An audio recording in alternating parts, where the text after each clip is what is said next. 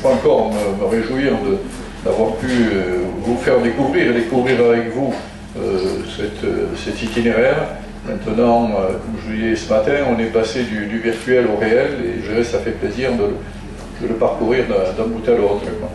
Le planning initial, qu'il s'agisse du PPP ou des travaux connexes, est totalement respecté. Donc on a vu tout à l'heure, on vient de terminer aussi, on est en train de terminer le raccordement routier de la RD 64 à Zorek-Ibos. Bon, tout ça malgré un printemps pluvieux, un été globalement sec, mais enfin bon, il y a eu une période printanière difficile. Vous avez pu noter aussi que tout ce qui est la partie supérieure des terrassements, elle est terminée. Bon, cela nous a permis de visualiser l'emprise de la route.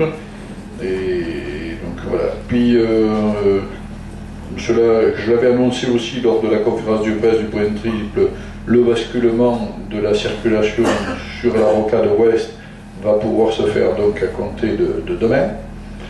Et donc à partir de la semaine prochaine, on va être engagé les travaux pour jusqu'au mois de mai, jusqu'à la fin du chantier, de mise à niveau de la partie de chaussée sur laquelle on circule aujourd'hui. Donc voilà. Ensuite, bon, les éléments les plus difficiles du chantier sont terminés, c'est-à-dire tous les ouvrages d'art, et ce qui veut dire qu'on peut être optimiste pour l'ouverture en mai 2013. Bon, je voulais rappeler aussi qu'on travaille dans un esprit de partenariat intelligent, en même temps agréable, avec Haute-Pyrénées et Rocade Tarbes. On est arrivé d'interpeller un petit peu le représentant local, Cyril Bouzige, et vous-même, monsieur de Balencourt, pour souhaiter qu'il y ait un maximum de sous-traitance avec les entreprises locales. C'est-à-dire que les transporteurs locaux, que les fournisseurs de matériaux du département puissent bénéficier quand même des retombées de ce chantier. Je le dis, c'est un chantier qui coûte cher, parce que, bon, bien sûr, il y a ce que représente l'ouvrage.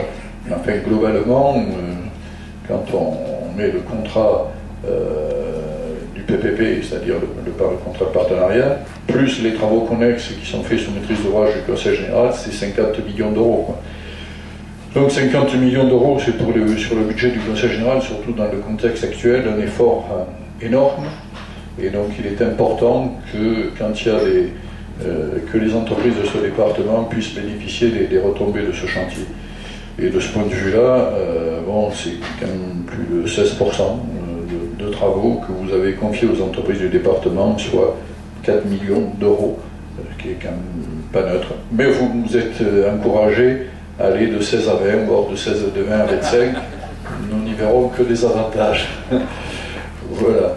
Bon, de même, vous avez fait aussi une application rigoureuse de la clause sociale, puisque c'est plus de 5000 heures de chantier qui ont été consacrés à des gens qui sont en réinsertion. Donc c'est plaisir aussi à le souligner. Donc voilà, ce chantier se déroule remarquablement bien, j'ai plaisir à le dire, j'espère que ça sera le cas jusqu'au bout, qu'il se terminera dans les délais et sans surcoût. Bon, il y a eu quelques ajustements ici ou là, par exemple, sur des problèmes notamment d'évacuation des eaux pluviales de Tarbes ou des eaux usées notamment.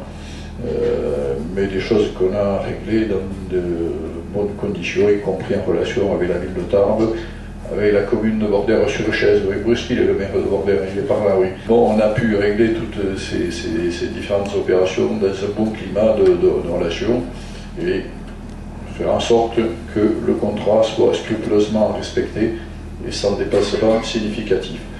Voilà, bon, je peux dire aussi à souligner que c'est le seul PPP routier en France à ce jour.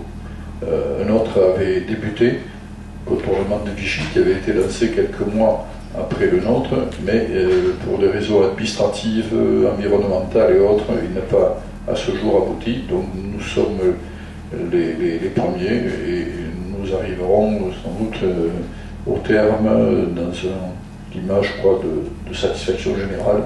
C'est tout au moins le vœu que je forme aujourd'hui.